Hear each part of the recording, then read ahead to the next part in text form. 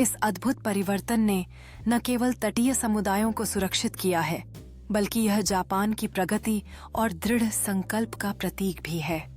हर पेड़, हर दीवार और हर समुद्री लहर एक नई कहानी बुनती है, जो मानवता की कठिनाइयों से निपटने की क्षमता को दर्शाती है। जब सूर्य क्षितिज के पार ढलता है, तो यह दीवार और भी महान दिखती है, जैसे कि यह भविष्य के लिए एक मजबूत आधार प्रदान कर रही हो। यहाँ यह दीवार केवल सुरक्षा नहीं देती, बल्कि जीवन की निरंतरता और पुनर्जीवन का भी संकेत है। जापान ने 2011 के विनाशकारी हादसे के बाद केवल पुनः निर्माण नहीं किया, बल्कि अपनी समुद्री तट रेखा की फिर से संरचना की।